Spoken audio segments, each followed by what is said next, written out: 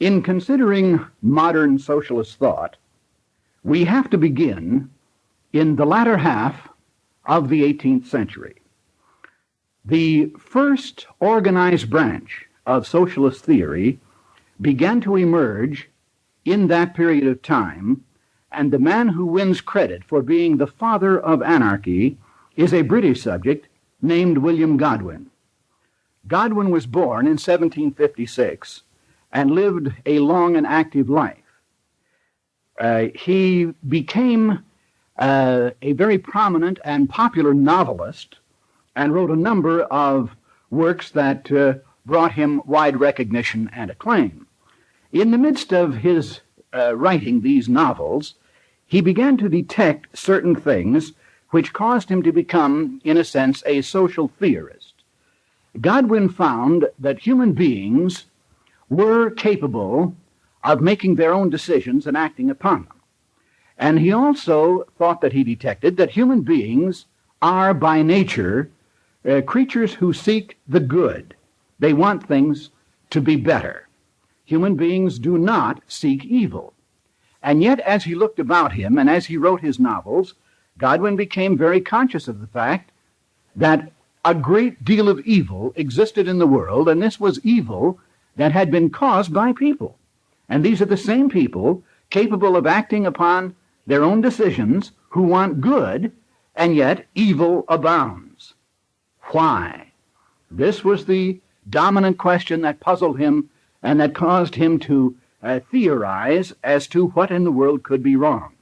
Now keep in mind that Godwin began writing in the latter half of the 18th century, so that along about 1870, 1880, in that period, he began to have his works published, and he thought he detected a constant problem that human beings were confronted with, and as he studied it, it seemed to him that all evil sprang from that one point, and that point was the private ownership of property.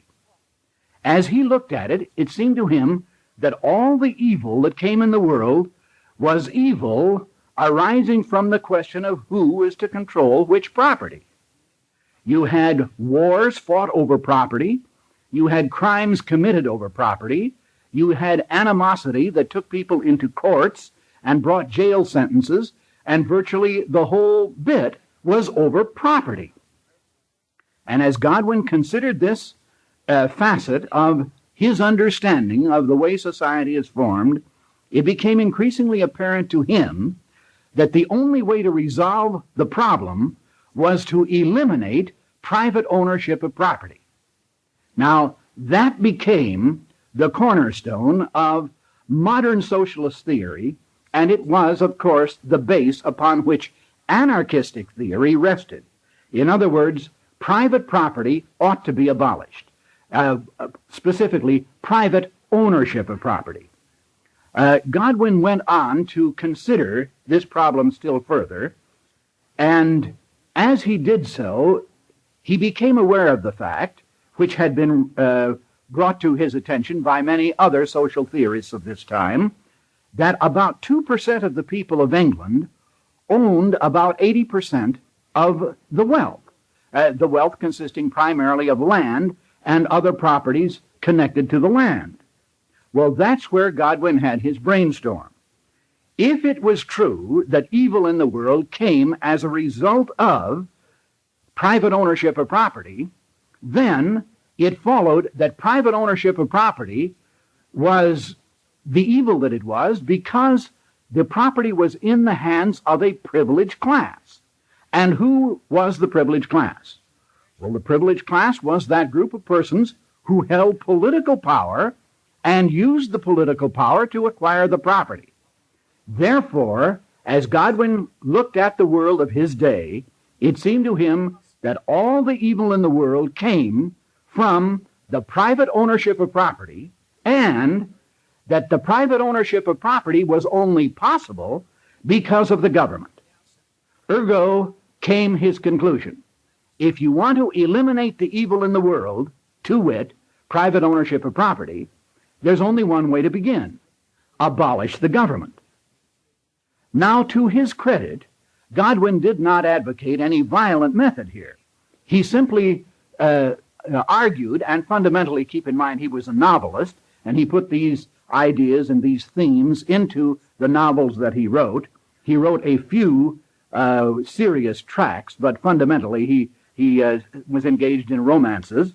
And all the way through his later stories, you'll find this theme that the evil that is existent in the world is the product of a privileged class of political power holders who use their power both to acquire property and to then use it to exploit it and to exploit the non-privileged class which don't have property and can't get it because the privileged group is in control. So, says Godwin, we ought to begin by abolishing the government, and if we do, then all property will be unowned. It would simply be available to society at large on the basis of need. Now, that is fundamentally the anarchist position. The anarchists were the first modern socialists as such. That is, they were concerned with socialist theory, the idea of what is good for everyone in society, and Godwin theorized here that the best way to maximize well-being in society would be to eliminate private ownership of property through the method of abolishing the state, which, as he saw it, made it possible. Now, Godwin was followed shortly after the beginning of the 19th century by a French thinker, Pierre-Joseph Proudhon, who was born in 1809 and lived actually a very short life, but an extremely influential one. He died in 1865. But Proudhon, who was a scholar and not a novelist, who worked in a university and had the opportunities of having his mind come in direct contact with other people who are engaged in using their minds, began to refine the ideas of Godwin, and he, of course, accepted Godwin's basic premise, to wit, that private ownership of property is the great evil, and that it must be abolished, and the only way to get at it is to first begin by destroying the state. Proudhon's most famous work carries the French title, Quelle est propriété? What is property? And Proudhon's answer to his own rhetorical question here was, property is robbery. Anyone who owns anything privately has robbed society of it. And like Godwin, Proudhon was not a violent man. He did not advocate any kind of warfare or any kind of destruction tactics employed against those having power. He, as Godwin before him, championed the idea of general education, that if people once understood that this was the evil and that this was the source of the evil, well, then they would just naturally move to correct it, and presently we wouldn't have to have a government and we wouldn't have to have the control of property in private hands. Of course, if the government weren't there, then there would be no private property anyway, because in the minds of these early anarchists, private property was the product of the force of political control. If you took that force away, then there would be no privileged class. That's the way they looked at it. Proudhon is particularly influential, and we have to remember him not only for his theories in this area, but also for the fact that he was the man who inspired Karl Marx. Karl Marx, of course, became the best known of all of the 19th century economic theorists. And Marx began his career by drinking at the intellectual fountains of Proudhon, and for a short while, at the beginning of his career, as Marx was toying with various philosophies, he became an anarchist, and his first writings are in praise of Proudhon. More on Marx later. But we do remember Proudhon as the man who inspired Marx.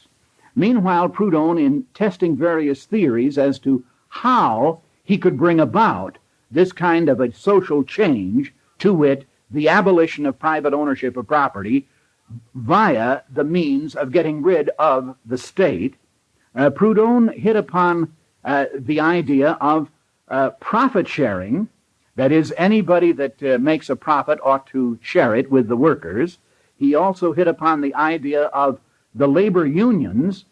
He organized, or he theorized first, and then others really did the organizational work, that the workers ought to be the ones to manage the productive property.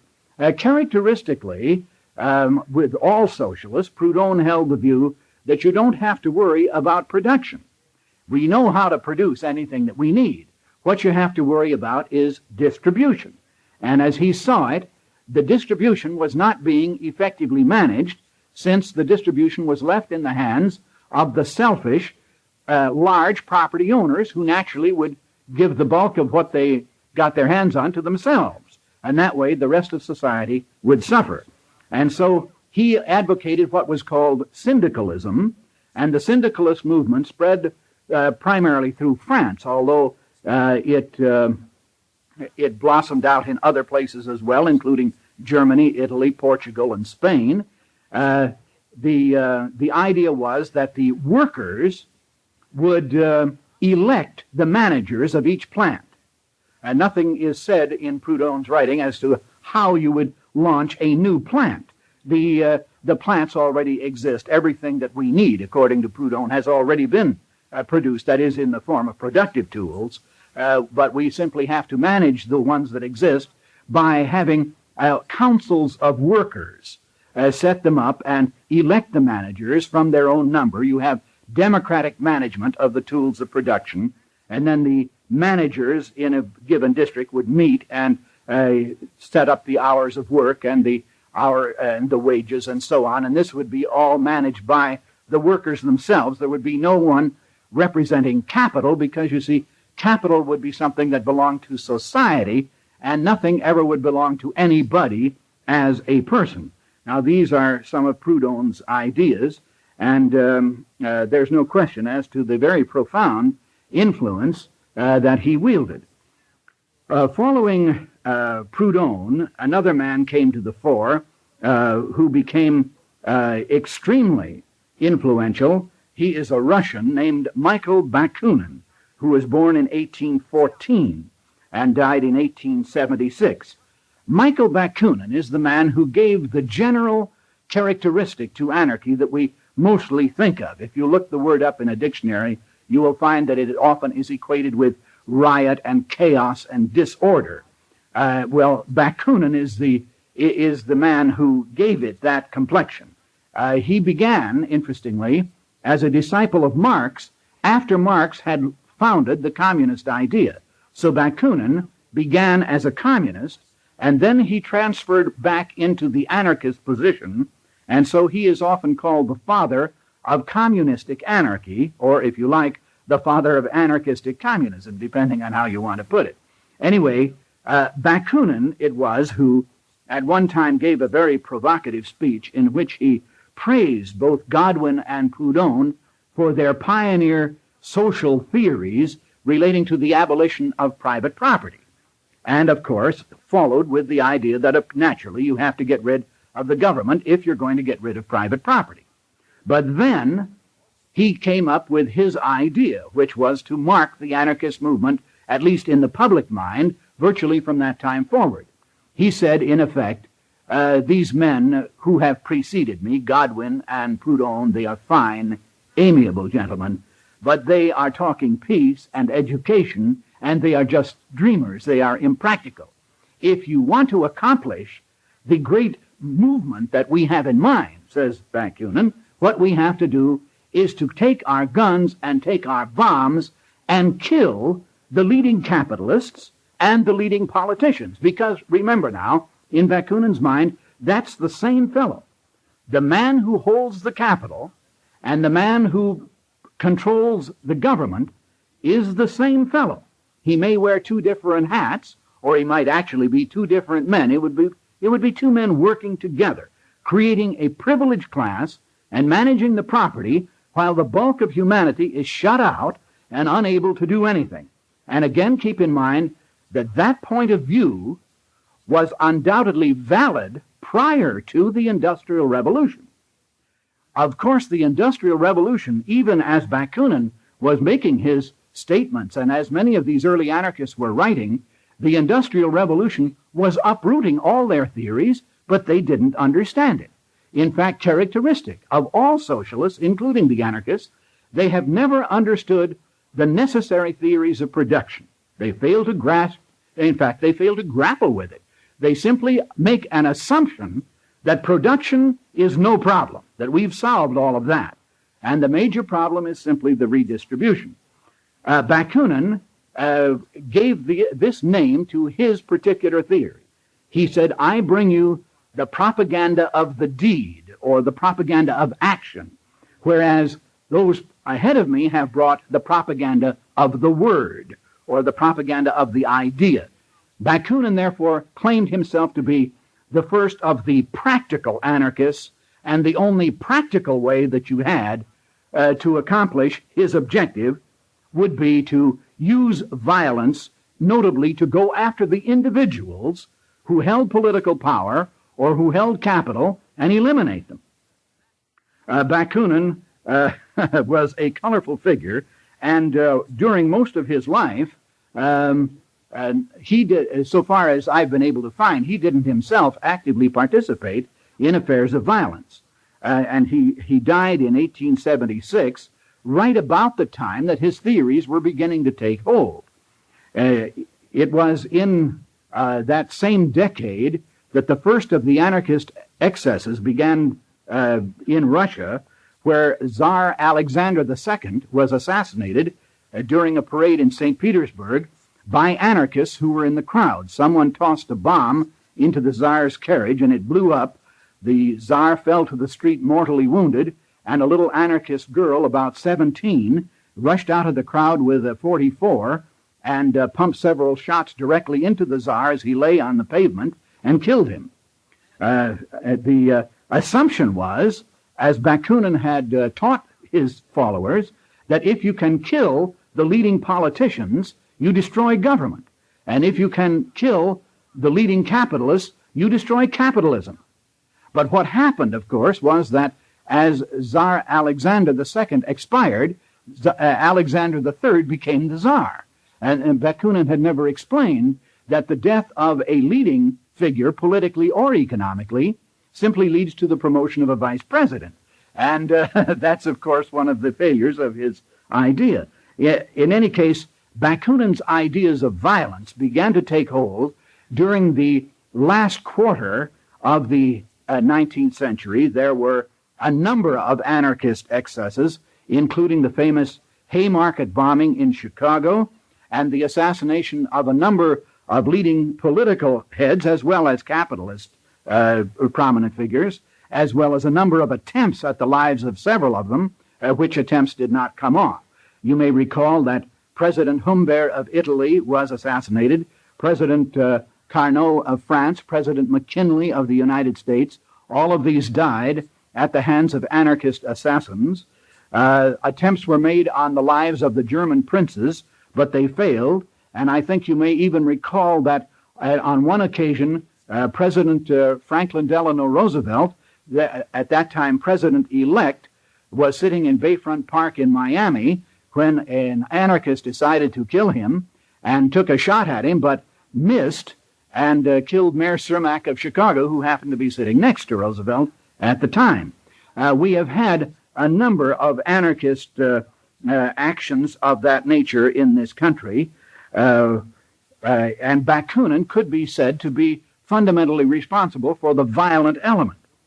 Then, in addition to Bakunin and coming after him, we have another Russian named Kropotkin. I'm only naming here in this brief period some of the most prominent. Peter Kropotkin, another Russian, born actually into a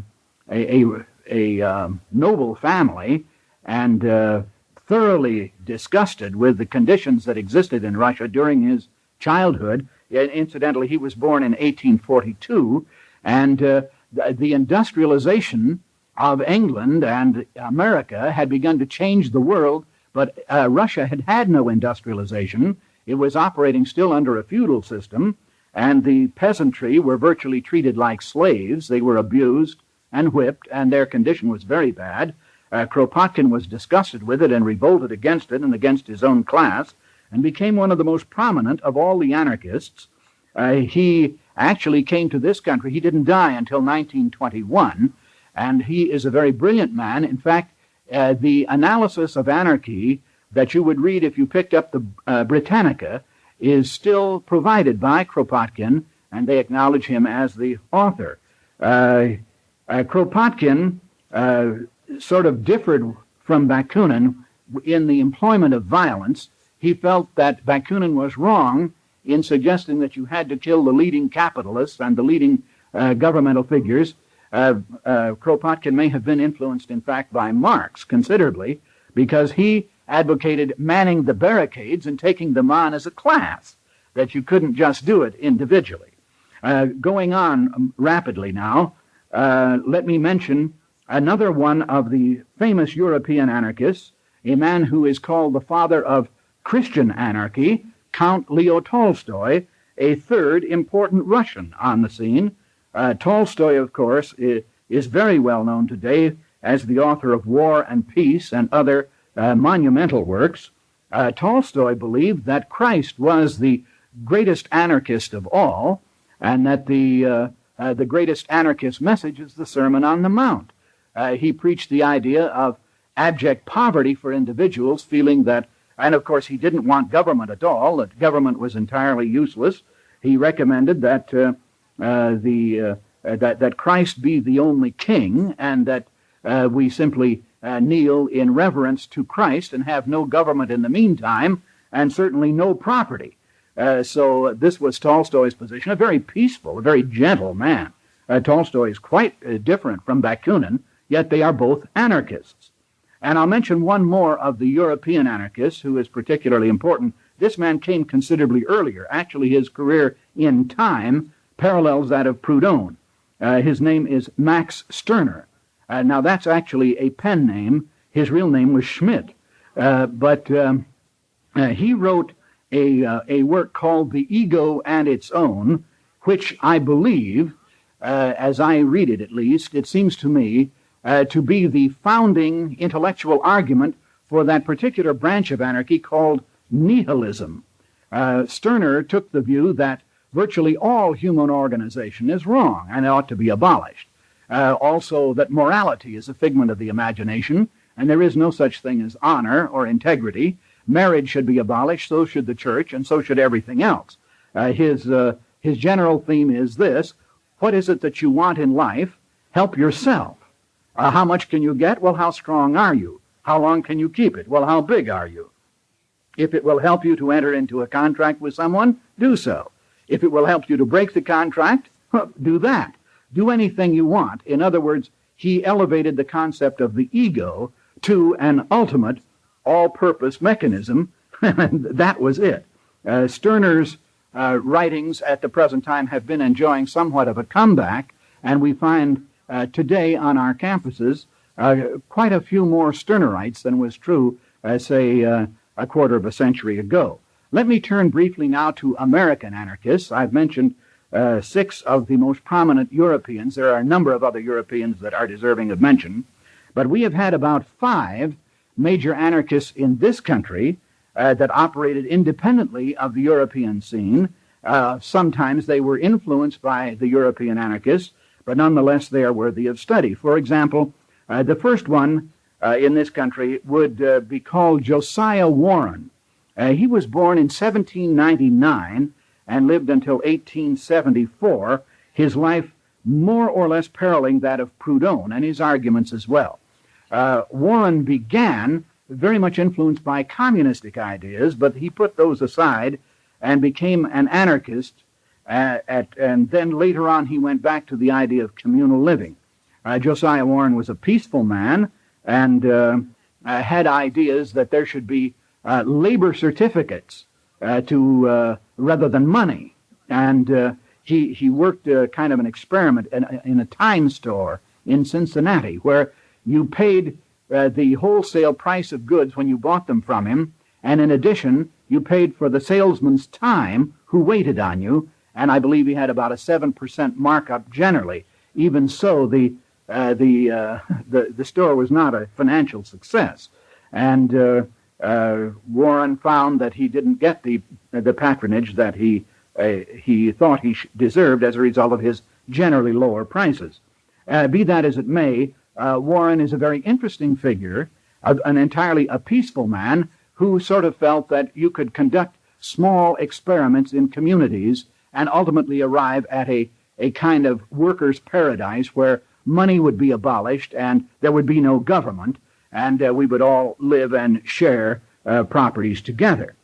Probably the best known of all the American anarchists is Henry David Thoreau, who was born in 1817, died in 1862, and was, of course, the author of Walden Pond.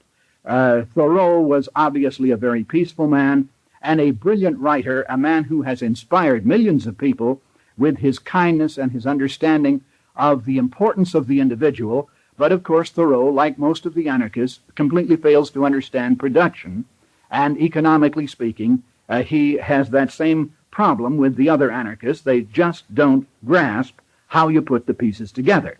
Aside from that, a very fine, amiable, and well-known man. Another rather well-known anarchist in this country is Benjamin Tucker, who lived up until 1939, into this century, well along. He was born in 1854 and was the founder of Liberty magazine, which became a very popular magazine at one time and contained most of the literary figures of that period. Tucker, like the others, advocated freedom for the individual. He did not want to see governments intervening, but he was, he, to be fair, favored some private property. But he was a little bit concerned about how much a person could have, and he is listed as an anarchist. He called himself an anarchist. Another well-known anarchist is Lysander Spooner, of 1808 to 1887, a man who became a brilliant attorney and whose writings, again, are today enjoying a comeback.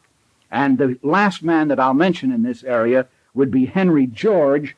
Some people don't call him an anarchist. George called himself a socialist, but his enmity to the state as such, I think, classifies him in the anarchist column. He lived until 1897, at one time ran for mayor of New York City, which seems to be a popular pastime these days, and like most, didn't make it. But George is another peaceful figure and rather brilliant in economics, excepting when it comes to the private ownership of land, which he objected to as about the only bit of private property that a person could not have. Thank you.